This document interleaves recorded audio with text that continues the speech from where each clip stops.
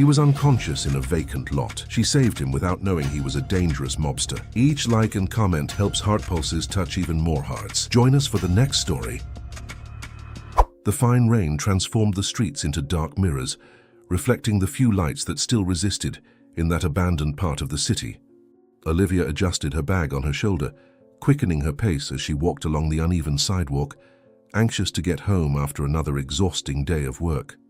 Her receptionist's salary barely covered the bills, but she refused to accept any help, too proud to admit that she had been struggling to survive since she decided to follow her own path. Her boots made a muffled sound against the wet asphalt, and she pulled her coat tighter around her body, trying to ward off the cold that seemed to penetrate to the bone. "Just a few more blocks and I'll be safe at home," she murmured to herself like a mantra of courage. That's when she saw it, a dark figure lying among the rubble of the vacant lot, motionless like a shadow forgotten by the night. Olivia stopped abruptly, her heart racing as her eyes tried to decipher whether it was really a person or just another pile of debris thrown there by the winds. But the human form was unmistakable, and despite all instincts screaming for her to keep walking, to pretend she hadn't seen anything, her feet moved in the opposite direction. She had always been like this, unable to ignore someone in danger even when it meant putting her own safety at risk. "Why do I always have to get involved where I'm not called?"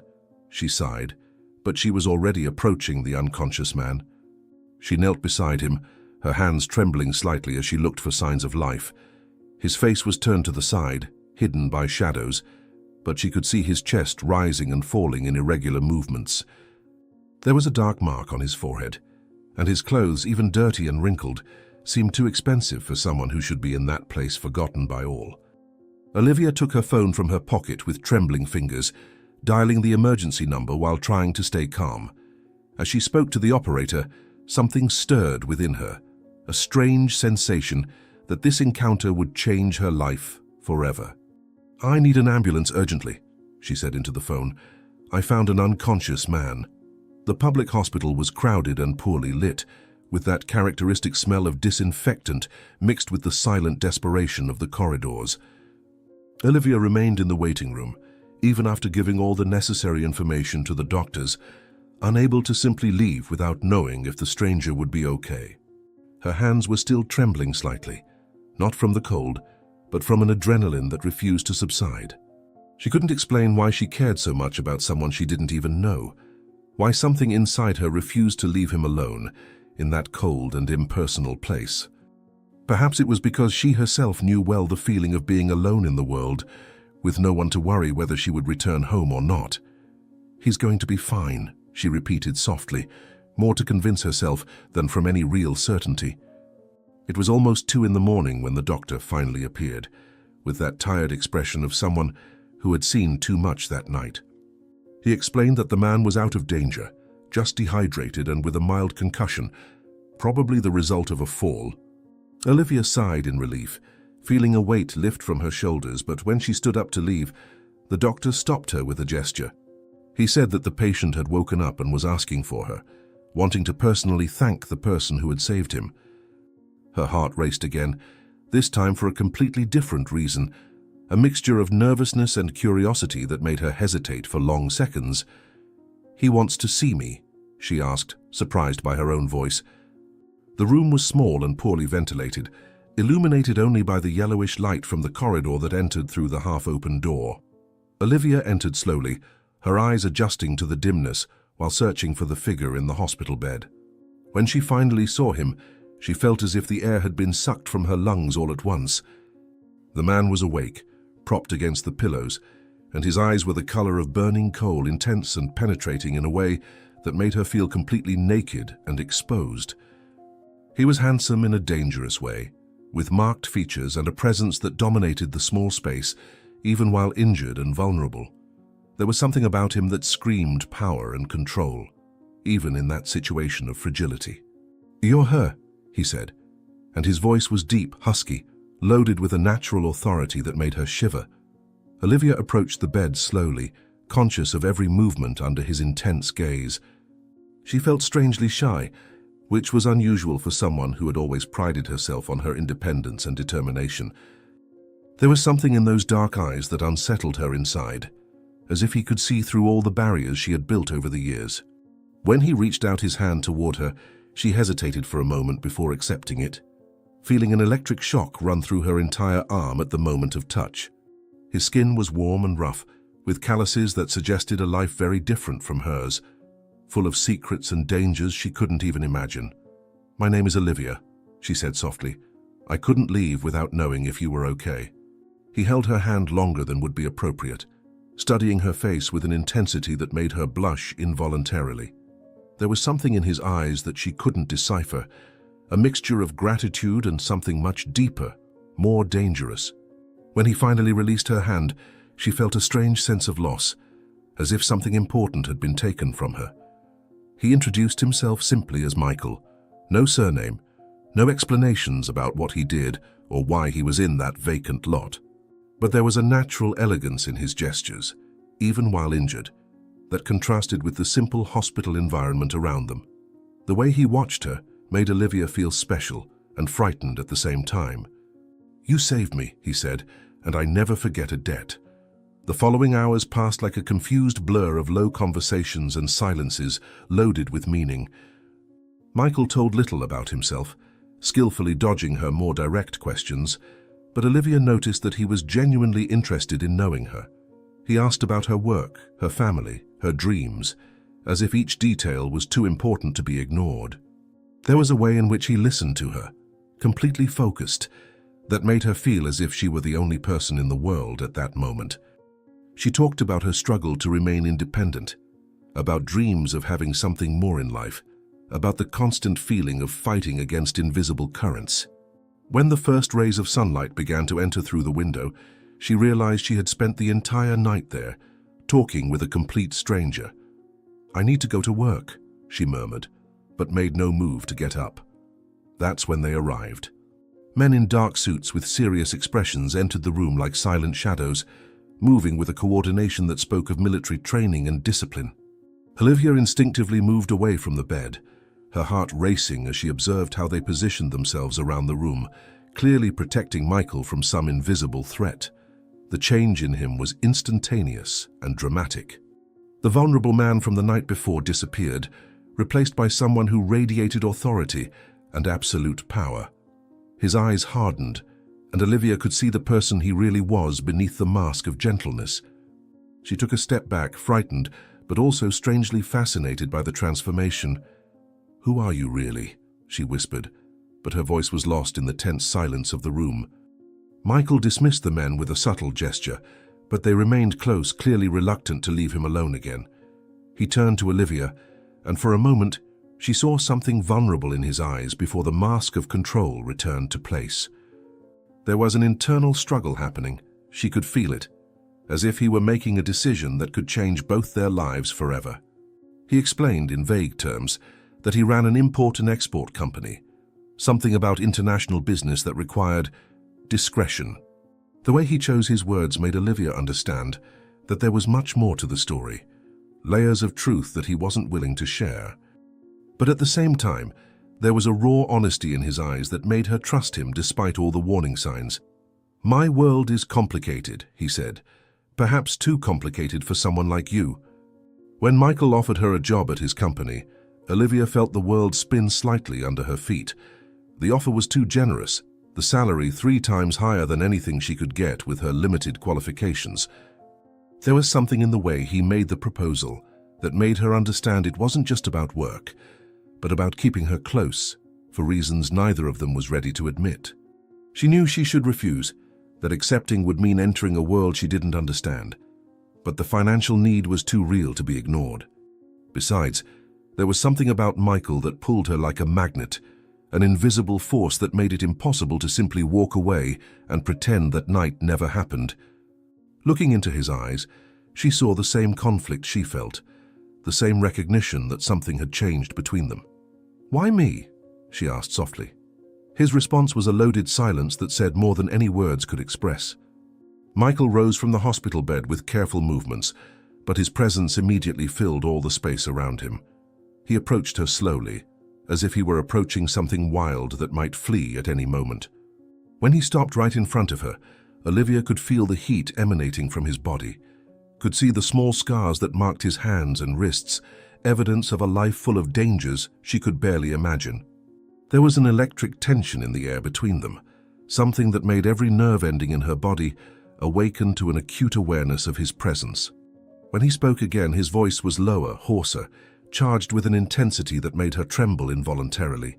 "Because you saw me when no one else would," he said, "and that's worth more than you can imagine." Olivia accepted the job with a simple nod, unable to trust her own voice at that moment. There was a sense of inevitability about the whole situation, as if she were being pulled by currents that were much stronger than her conscious will. When Michael gave her a card with the company address and instructions on when to start, she noticed that his hands trembled slightly, as if he too was fighting against something he couldn't completely control. The touch of his fingers when he handed her the card sent waves of heat through her arm, and she had to struggle not to visibly react to the contact. There was something dangerous and seductive about the way he looked at her, as if she were a mystery he was determined to decipher. She put the card in her purse with trembling hands, wondering if she was making the biggest mistake or the best decision of her life. "I won't disappoint you," she promised, and the words carried much more weight than a simple professional commitment. The moment of farewell came too quickly and too slowly at the same time. Olivia knew she needed to leave before she did something reckless, before she said something that revealed too much about the whirlwind of emotions Michael had awakened in her. But when she turned to leave, she heard him move behind her, and her heart began to beat faster in anticipation that he might call her back. The hospital corridor seemed to stretch infinitely before her, each step echoing like a drum in her ears. She could feel his eyes on her back, a physical presence that made her want to turn and run back into his arms. But she continued walking, fighting against the impulse to look back, knowing instinctively that if she did, she wouldn't have the strength to leave. When she finally reached the hospital door, she paused for a moment, breathing in the cool morning air. "What have you done, Olivia?" she murmured to herself. She turned her back to leave the hospital room, her controlled movements masking the turmoil she felt inside, but she still felt the weight of those dark eyes upon her, like an invisible mark that could never be erased. The office occupied the entire 42nd floor of the most imposing skyscraper in the business district, with glass windows that extended from floor to ceiling, offering a breathtaking panoramic view of the city. Olivia arrived on her first day of work wearing her best business attire, a modest suit she had bought years ago for interviews, trying to look professional amid the evident luxury that surrounded her. The polished marble reflected each step she took through the corridors, and the dark wood furniture exuded a rich masculine aroma that unconsciously reminded her of Michael. She was greeted by the executive secretary, an elegant middle-aged woman who instructed her on her duties with a formal kindness that didn't completely hide the curiosity in her eyes. "Mr. Michael rarely hires someone personally," the woman commented. "You must have made quite an impression on him." In the first days, Olivia immersed herself in work with a determination that bordered on desperation, organizing files, scheduling meetings, and answering phone calls with an efficiency that impressed even the most senior employees. But it was impossible not to notice the oddities that permeated that seemingly corporate environment. The phone calls were brief and coded, with words that seemed to carry double meanings, and there were meetings that happened after business hours, with men who came and left through the back doors, avoiding the security cameras. Olivia tried not to pay attention, focusing on her own tasks, but the feeling of walking on thin ice never completely abandoned her. There were moments when she felt she was being watched, and when she looked up, she always found someone quickly looking away. "This place holds secrets," she thought, "and I'm not sure if I want to discover what they are." Michael appeared in the office like a silent storm, his presence filling the spaces and causing all conversations to cease instantly. Olivia observed from afar how employees slightly bowed when he passed by, a respect that went beyond professional and touched something much more primitive and visceral. He wore suits that seemed to have been cut specifically for his body, each line accentuating the contained strength in his movements, and there was a natural elegance in his gestures that contrasted with the hardness of his gaze. When their eyes met in the hallways, Olivia felt an electric discharge course through her entire body, but he always looked away first, maintaining a professional distance that both frustrated and reassured her at the same time. It was as if he was fighting against something internal, a battle she could see reflected in the tension of his shoulders and in the way his hands closed into fists when she was nearby.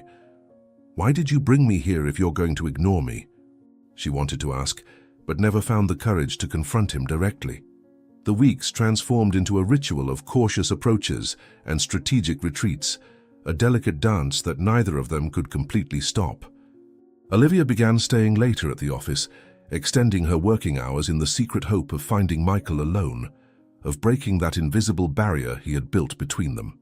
She reorganized files that were already perfectly organized, reviewed reports that had already been approved, any excuse to remain in that space that still carried the subtle aroma of his cologne. There were nights when she could feel his presence on the floor, even when she didn't see him, as if her body had developed a special radar to detect him. The empty office transformed into a stage for unspoken fantasies, and she caught herself imagining what it would be like if he appeared, if he finally said the words she saw struggling to leave his lips every time they met.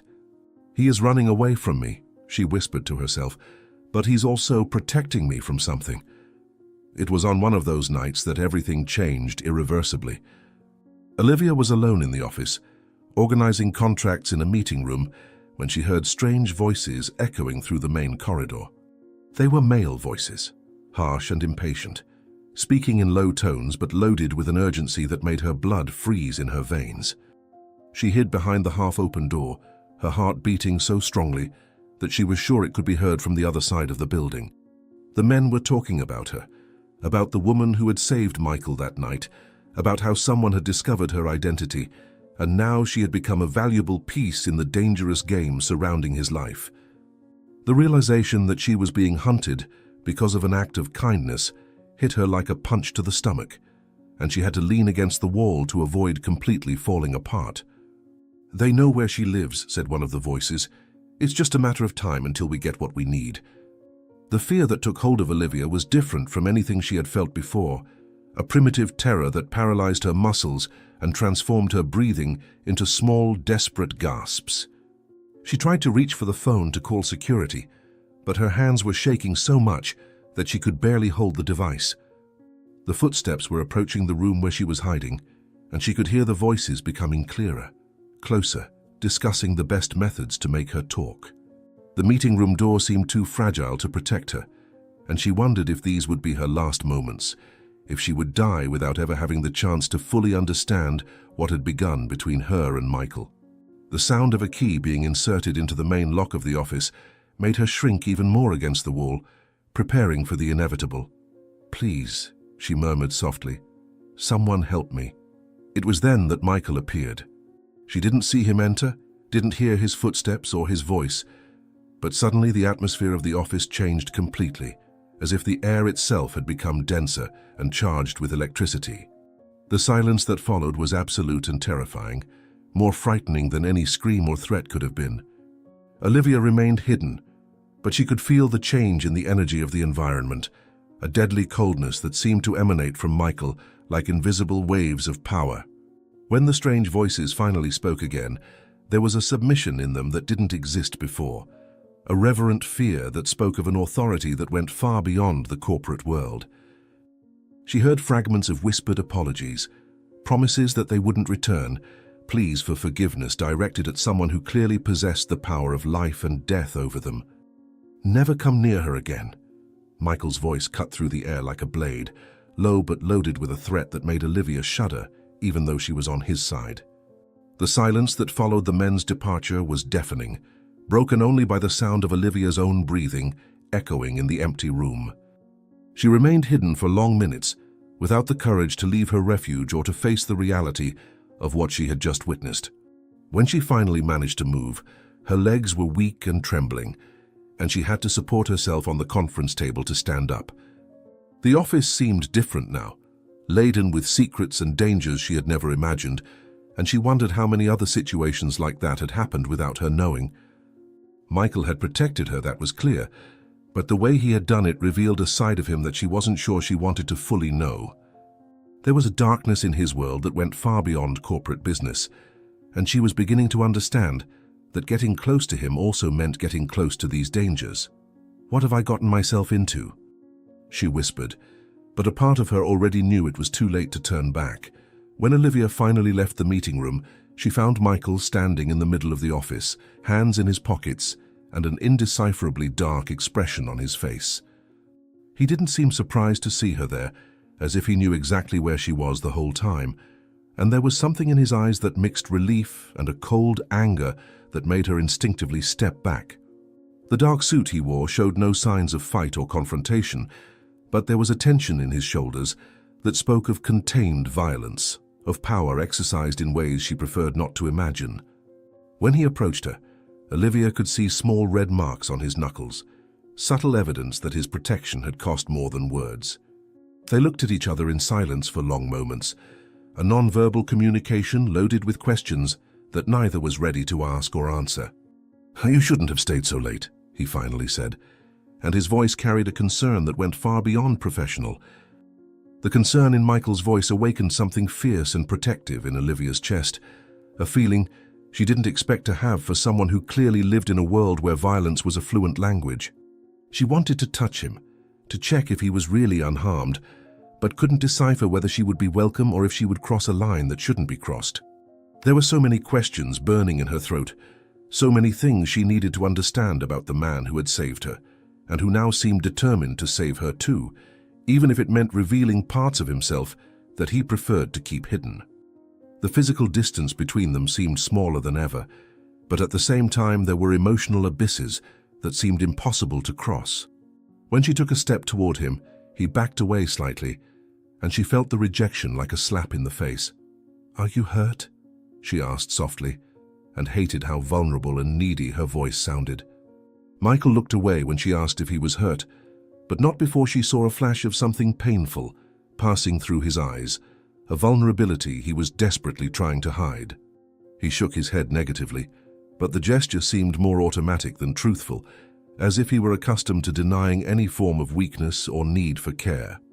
Olivia realized there were layers upon layers of protection around his heart, walls built over years of living in a world where showing weakness could mean death.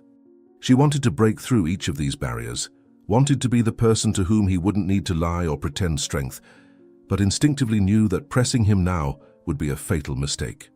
The silence stretched between them, loaded with all the unspoken words and all the touches they wouldn't allow themselves. "I'm not the kind of man you think I am," he finally said, "and the sooner you understand that, the safer you'll be." Michael's words cut Olivia more deeply than any direct insult could have, because she could hear the self-loathing behind them, the way he condemned himself for desires he couldn't completely control. She wanted to argue, wanted to say she didn't care what he thought he was, but the words died in her throat when she saw the cold determination in his eyes. There was a finality in his posture that spoke of decisions already made, of bridges he was willing to burn to protect her from himself. Olivia felt tears stinging her eyes, but refused to let them fall, too proud to show how his words had affected her. She nodded briefly, pretending to accept what he was saying, but inside something rebellious ignited, a determination to prove he was wrong about himself and about her. "Maybe you're right," she lied. "Maybe I don't really know you." The rest of the evening passed in a tense silence, charged with electricity, with Michael insisting on accompanying her home, despite her protests that she was perfectly capable of taking care of herself. He drove in silence, hands firm on the steering wheel, but Olivia could see the tension in his jaw and the way his eyes constantly checked the rearview mirrors, looking for signs of danger or pursuit. The car was luxurious and quiet, but the space between them seemed charged with an energy that made it difficult to breathe normally. Olivia found herself observing his profile in the intermittent light of the street lamps, memorizing every line of his face, as if it were the last time she would see him so close. When they arrived at the modest building where she lived, he insisted on accompanying her to the door, checking every shadow and every corner like a predator aware of other predators. "You don't need to protect me," she said when they reached her door, but her voice carried no real conviction. Michael stopped in front of her apartment door, his hands still in his pockets, but she could see the tension in every line of his body, as if he were fighting against impulses that threatened to destroy all the careful barriers he had built between them. Olivia searched for her keys in her purse with trembling fingers, conscious of every movement under his intense gaze, feeling as if she were being studied and memorized in a way that was both intimidating and exciting. When she finally managed to open the door, she hesitated in the entryway, part of her hoping he would say something, anything that would dismantle the walls he had erected between them earlier. But he remained silent, and she entered her apartment with a heavy heart, closing the door slowly as if she was sealing her own fate. From the other side of the door, she could hear his footsteps walking away, and had to fight against the impulse to open the door and run after him. "Why does it have to be so complicated?" she whispered to the empty apartment. But when Olivia turned to thank him, her hand still on the doorknob, her heart almost stopped beating. She found him standing there, in the shadow between her apartment and the building's hallway, motionless like a marble statue, but with eyes that burned with an intensity that made every nerve ending in her body instantly awaken. Michael hadn't left as she thought, but had remained there watching, guarding, like a dark angel determined to protect her from dangers she couldn't even imagine. There was something primitive and possessive in the way he looked at her, as if she were something precious that needed to be protected at all costs, even if it meant defying his own rules about distance and control. The dimly lit hallway created shadows that danced around his figure, making him even more mysterious and dangerous, but Olivia had never felt safer in her entire life. Watching, she thought. Guarding. The invitation arrived on a cold Monday morning, delivered personally by a messenger who waited politely while Olivia signed for it with slightly trembling hands. The paper was heavy and expensive, with embossed gold letters announcing the annual charity gala for the Children's Hospital, and attached was a smaller card with Michael's elegant handwriting. "I need you to accompany me as part of the job. The dress will arrive this afternoon." Olivia read the words several times, looking for some sign of emotion behind the formality, but found only the professional distance he had maintained in recent weeks. After that night at the office, when she found him guarding her door like a dark angel, he had become even more evasive, colder, as if he had frightened himself with his own display of care. "He's running away again," she murmured to herself, "but this time I won't let him." The dress that arrived that afternoon was a work of art in midnight blue silk, cut to accentuate every curve of her body without being vulgar, with a subtle neckline that suggested more than it revealed. Olivia held it against herself in the mirror, imagining what Michael's reaction would be when he saw her, if he would finally lower the guard he had so carefully built between them. The inner tag showed it was from an exclusive boutique, the kind of place where she could never afford anything, even in her most ambitious dreams, and she wondered how long he had taken to choose it, if he had thought of her when he imagined how she would look in that luxurious fabric. There was an intimacy in the choice that contrasted with the coldness of their recent interactions, as if two different people inhabited the same body, the controlled businessman and the silent protector who appeared in the shadows. When she tried on the dress, it fit her body perfectly, as if it had been made specifically for her. "He knows me better than I thought," she whispered, touching the silky fabric with reverence. The limousine that picked her up was silent and luxurious, with Michael already waiting in the back seat, impeccable in a tuxedo that made him look even more dangerous and inaccessible than usual. He looked up when she entered the vehicle, and for a fraction of a second Olivia saw something burn in his gaze before the mask of control returned to place. There was tension in his shoulders that spoke of internal struggle, and his hands were closed into fists on his thighs, as if he was forcing himself not to touch her. The space between them in the back seat seemed charged with electricity, and Olivia had to concentrate to breathe normally, aware of every movement, every breath, every furtive glance he cast in her direction when he thought she wasn't watching. When he finally spoke, his voice was hoarser than normal, laden with a tension that mirrored hers. "You look beautiful," he said softly. "Perhaps too beautiful for what we're going to face tonight." The hotel where the gala took place was a majestic construction of marble and crystal, with chandeliers that seemed to capture and multiply every ray of light, transforming the main hall into something out of a dark fairy tale.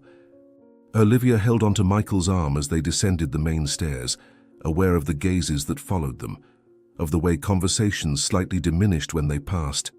There was something in his presence that commanded attention and respect, a silent authority that made people instinctively step aside to give them space. She could feel the tension growing in him with each greeting he received, each forced smile he sketched for acquaintances and business partners, as if each social interaction was a battle he preferred to avoid.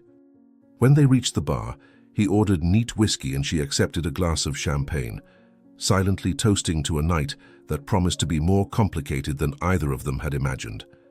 "Why do I feel like we're entering enemy territory?" she asked softly, and saw something dark pass through his eyes. It was when she saw him that everything changed. A tall, elegant man, with perfectly combed grey hair and a smile that didn't reach his eyes, approached them with the confidence of someone accustomed to getting everything he wanted. Olivia felt Michael stiffen beside her, the hand holding the whiskey tightening until his knuckles turned white, and she instinctively realized there was a history between the two men, a rivalry that went far beyond simple professional competition. The newcomer greeted Michael with an icy formality, before turning all his attention to Olivia, his eyes roaming her body in a way that made her feel uncomfortable and exposed. There was something predatory in his interest, a way of looking at her as if she were a prize to be won, and she instinctively moved closer to Michael, seeking the protection of his presence. "And this must be the famous assistant I've heard so much about," said the man, extending his hand with a smile that didn't disguise his intentions. "Allow me to introduce myself." Michael didn't say a word during the entire introduction, but Olivia could feel anger emanating from him in almost tangible waves, a contained fury that transformed the air around them into something dense and dangerous.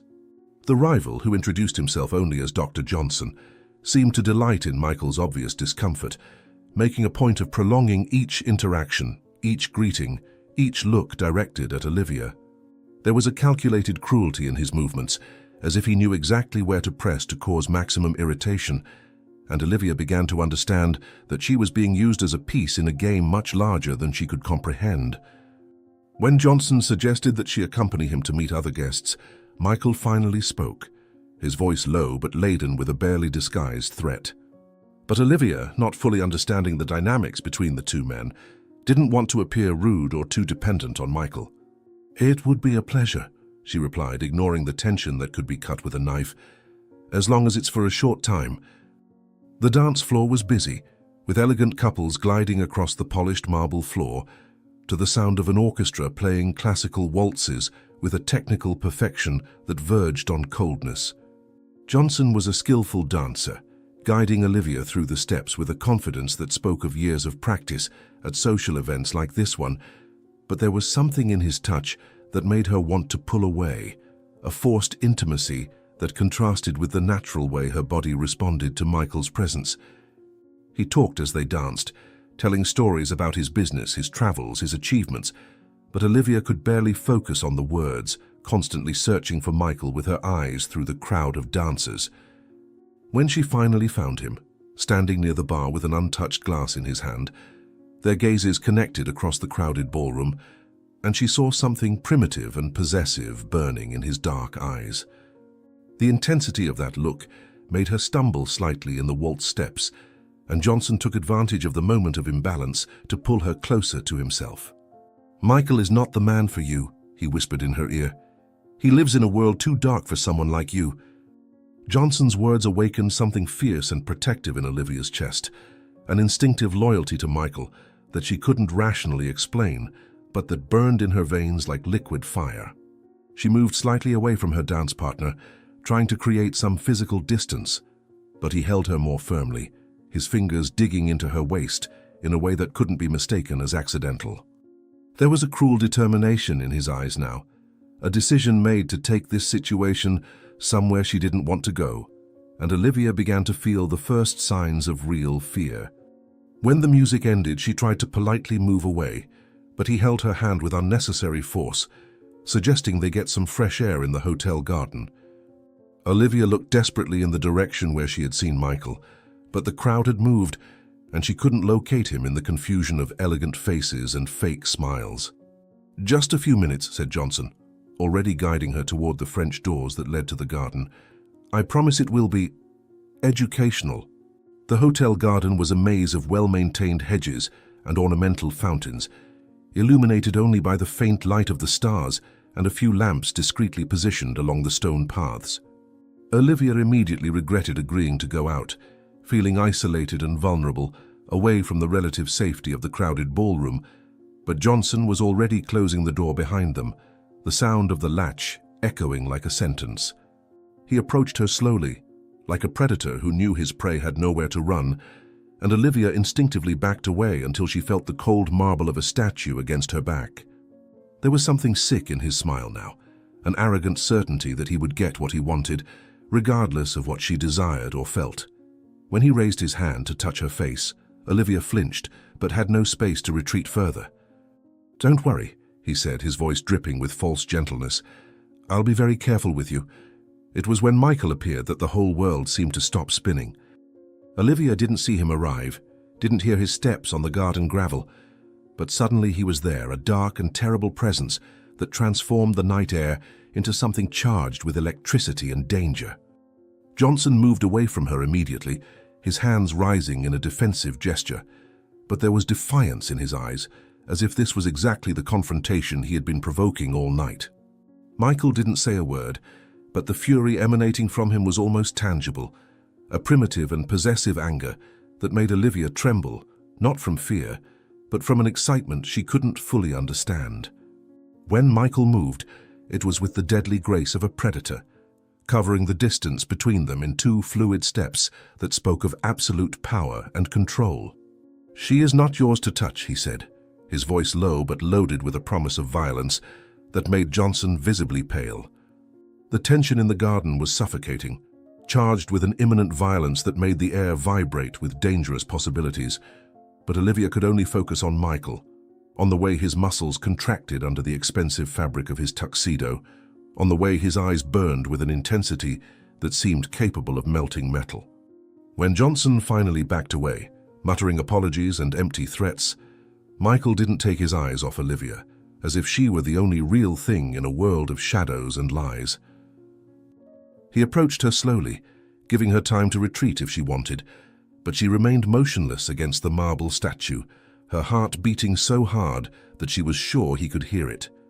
There was something different in his eyes now, a raw vulnerability that contrasted with the relentless strength he had shown moments before. "Are you all right?" he asked, his voice hoarse with contained emotion, and when she nodded he closed his eyes for a moment, as if he were fighting against himself. When Michael opened his eyes again, Olivia saw in them a decision being made, a surrender to something he had fought to contain from the moment they met. He moved closer by one step, then another, until she could feel the heat of his body, could breathe in the masculine scent of his cologne mixed with something purely him. His hands rose to frame her face, his thumbs caressing her cheeks, with a gentleness that dramatically contrasted with the contained violence she had witnessed moments before. There was a silent question in his eyes, a request for permission that made her melt inside, and when she leaned slightly into his hands, it was all the answer he needed. "Olivia," he whispered, and her name on his lips sounded like both a prayer and a curse. "I can't pretend anymore that I don't feel." The kiss, when it finally happened, was everything Olivia had dreamed of, and more than she had prepared herself to feel. Michael kissed her like a starving man, with a desperate and possessive passion that spoke of weeks of repressed desire and nights of feverish dreams. There was an urgency in his lips, a need that went beyond the physical and touched something fundamental in their souls, as if they were two halves of a whole, finally recognizing each other. Olivia melted in his arms, all rational thought disappearing under the intensity of her sensations, and when he pulled her closer, she could feel his heart beating against her chest, as desperate as her own. The world around them completely disappeared, reduced to that moment of pure connection, that recognition of something that was greater than either of them alone. "You are mine," he murmured against her lips. "You always have been since that first night." He pulled away first, breathing irregular and eyes wild with desire and something that seemed almost like fear, as if he had frightened himself with the intensity of his own feelings, but the taste of him continued burning on her lips, a mark she knew she would carry forever. The days that followed the kiss passed like a slow and calculated torture, with Michael transforming into an even colder and more distant version of himself, as if that moment of surrender in the garden had been a mistake that needed to be corrected at all costs. Olivia arrived at work every morning with her heart racing, hoping to find some sign of the man who had held her face with such tenderness and whispered her name like a prayer, but found only an impassive executive who could barely look in her direction. He cancelled meetings when he knew she would be present, delegated tasks through third parties, and made sure they were never alone in the same environment, creating a physical distance that hurt more than any cruel words could have hurt. When their gazes accidentally crossed in the hallways, she saw something painful flashing in his eyes before he quickly looked away, as if looking at her was a form of torture he had decided to inflict upon himself. He's punishing me for what he felt, she thought, or he's punishing himself for letting me in. Olivia tried in every possible way to break that invisible barrier that Michael had erected between them, staying late at the office in the hope of finding him alone, preparing unnecessary reports that would give her excuses to go to his office. But he seemed to have developed a special radar to avoid her. When she finally managed to be in the same room as him during meetings or presentations, he addressed her with an icy formality that cut deeper than any direct insult, treating her like any employee he had never truly noticed. There were moments when she caught him looking at her, when he thought he wasn't being observed, and in those fleeting instances, she saw the internal struggle he was waging, the way his hands closed into fists and how his jaw tightened with the effort to maintain control. But as soon as he realized he had been discovered, the mask of professional coldness immediately returned to its place, more impenetrable than before. "If you want to pretend nothing happened," she muttered to herself while organizing documents with trembling hands, "then I'm going to make you remember what you're trying to forget." The final straw came on a grey Friday, when Olivia spent the entire day trying to deliver an urgent report that needed his personal approval, only to discover that he had left early without telling anyone, leaving her with the feeling that she was being deliberately ignored and humiliated. The executive secretary, with a barely disguised look of pity, suggested that she try to find him at home if the matter was really urgent, and that's how Olivia found herself driving through the dark streets of the city toward the exclusive address where Michael lived. She had memorized the address weeks ago when she organized some personal documents for him, but never imagined she would have enough courage to show up there uninvited. The neighborhood was a fortress of mansions protected by high walls and sophisticated security systems, where people like her clearly didn't belong, but her determination was greater than her intimidation. "This time he won't be able to run away from me," she said aloud to give herself courage. "This time he'll have to explain what he's doing to us." Michael's mansion was an impressive structure of stone and glass, all illuminated by discreet lights that revealed perfectly maintained gardens and architecture that spoke of old wealth and power consolidated over generations. Olivia stopped the car in front of the main gate, her hands trembling slightly on the steering wheel, as she observed the house where the man who had turned her life upside down spent his lonely nights. There was something intimidating about the perfection of that place, a calculated coldness that contrasted dramatically with the passion she had felt in his arms, and she wondered if that was Michael's true essence, cold beauty and insurmountable distance. When she finally gathered the courage to ring the bell, the sound echoed through the gardens like a challenge thrown at the silence of the night. "Mr. Michael," she said to the intercom, when an unknown voice answered. "It's Olivia. I need to speak with him." The time that passed between her request and the opening of the gate seemed like an eternity, and Olivia had to fight against the impulse to turn around and flee before it was too late to turn back. When she was finally authorized to enter, she drove slowly down the circular driveway to the main entrance, where Michael was waiting for her standing in the doorway, a dark figure silhouetted against the golden light of the entrance hall. He was wearing casual clothes for the first time since she had known him, dark pants and a white shirt with rolled-up sleeves, and there was something vulnerable in his appearance that contrasted with the grandeur of the mansion around him. When she got out of the car, he didn't move to greet her or help her, just remained motionless, observing her approach with an expression that mixed resignation and something that seemed almost like relief. "You shouldn't have come here," he said, when she stopped in front of him, but his voice carried no anger, only a deep sadness that made her want to cry. "I know," she replied, But you didn't give me a choice. The interior of the mansion was even more impressive than the exterior, with antique furniture that spoke of history and tradition, works of art that were probably worth more than Olivia would earn in several lifetimes. But there was a coldness in the environment that suggested this place was more a museum than a true home. Michael guided her to a library with shelves that extended to the ceiling and leather armchairs that seemed never to have been used for relaxation, only for formal meetings and conversations laden with consequences. He poured himself a whiskey from an expensive bottle, but didn't offer her anything, as if he wanted to maintain as much distance as possible between them, even in this intimate space of his home. Olivia remained standing near the entrance, refusing to sit until he explained his behavior, and the tension in the air was so dense that it seemed difficult to breathe normally. "So," she said, crossing her arms over her chest, "are you going to continue pretending I don't exist? Or are you finally going to tell me what's going on?" Michael drank the whiskey in one gulp, as if he needed liquid courage to face the conversation he knew was inevitable, and when he finally turned to look at her, Olivia saw a raw pain in his eyes that made her take an instinctive step in his direction. There was a struggle happening behind those dark eyes, a battle between the man who wanted to protect her and the man who desired her more than anything in the world, and she could see the exact moment when protection won over desire. He placed the empty glass on a nearby table with hands that trembled slightly, and when he spoke, his voice was hoarse with contained emotion. "You want to know the truth, Olivia? The truth is that men like me cannot love without destroying everything they touch. The truth is that you deserve a normal life, away from the darkness that surrounds me." He paused, running his hands through his hair in a gesture of despair. "The truth is that I love you too much to let you stay."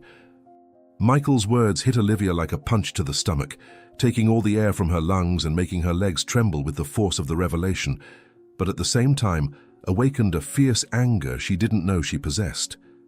How dare he make such an important decision for her, as if she were a child incapable of choosing her own destiny and facing the consequences of her choices. She approached him with determined steps, ignoring the way he slightly retreated, and when she was close enough to see the tired wrinkles around his eyes, she placed her hands on his shoulders, forcing him to look at her directly. There were tears burning her eyes, but she refused to let them fall, too proud to show how his words had devastated her. "And who said I want a normal life? Who said I care about your darkness?" Her voice was loaded with desperate passion. "You think you can decide what's best for me without even asking what I want." But Michael remained inflexible, his resolution hardening with each passionate word she said, as if her pleas only confirmed that he was making the right decision by pushing her away from himself.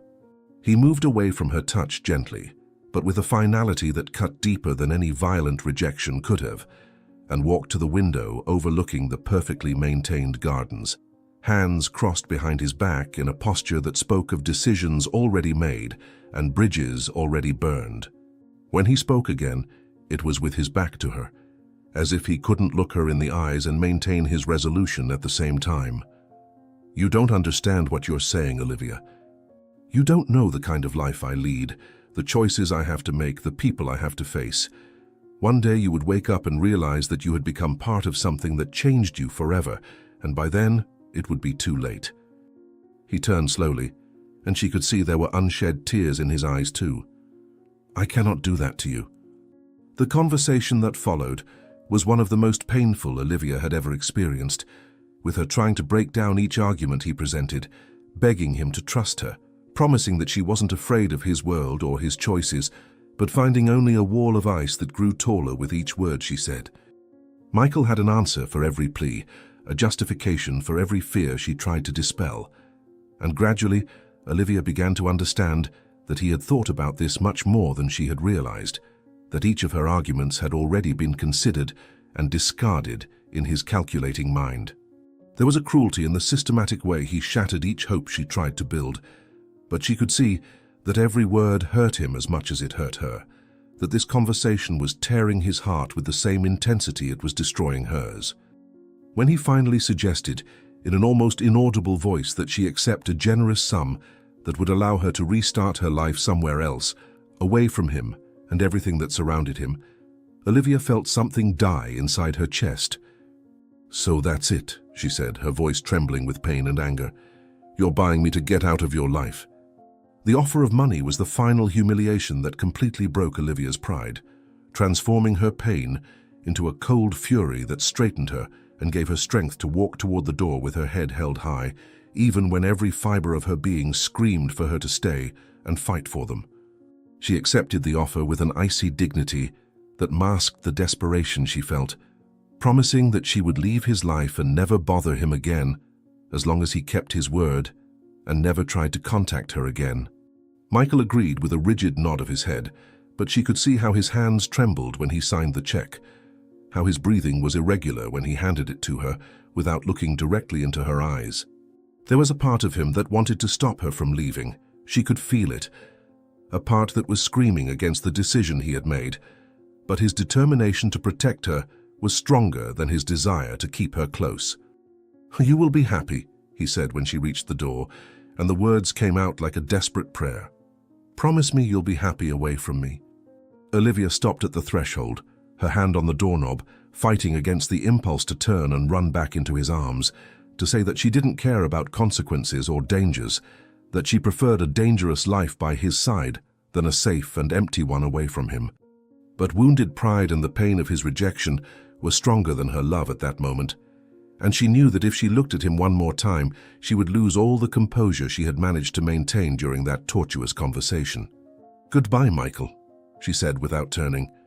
"I hope you find the peace you're looking for." She opened the door and stepped out into the cold night, each step echoing like a final sentence in the marble corridors of the mansion, and only when she reached the car did she allow the first tears to fall down her cheeks. "He loves me," she whispered to herself as she started the engine, "and that's why he's sending me away." She closed the car door without looking back, her hands trembling on the steering wheel as she drove down the dark driveway toward the gate that would separate her forever from the man she had learned to love.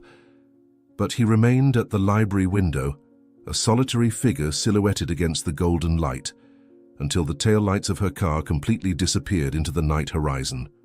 3 months had passed like a foggy and painful dream, with Olivia building a new life in a small town where nobody knew her name or her story.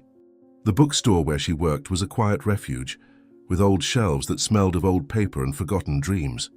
But there were nights when she woke up with a racing heart, dreaming of firm hands on her face and a husky voice whispering her name like a desperate prayer. The money he had given her remained untouched in a bank account, an open wound that she refused to heal. "I should be happy now," she murmured to the silent books. "So why does it still hurt so much?" It was on a rainy Tuesday afternoon that they appeared, men in dark suits who completely clashed with the unpretentious environment of the small town, with hard gazes that scanned every corner of the bookstore like predators looking for specific prey. Olivia felt her blood freeze in her veins when she recognized them as the type of men who had invaded the office that night. They approached her slowly, as if they knew she had nowhere to run, and when the tallest one smiled, there was a cold cruelty in his eyes that made her instinctively back up against the shelves. "They've caused a lot of problems for important people," he said. "Now it's time to resolve this once and for all." The fear that took hold of Olivia was different, more pure and primitive, as if her body instinctively knew that this time there would be no last-minute salvation. She tried to argue, explain that she knew nothing, but the words died in her throat when she saw the cold determination in their eyes. There was a professional efficiency in their movements that spoke of experience in situations like this.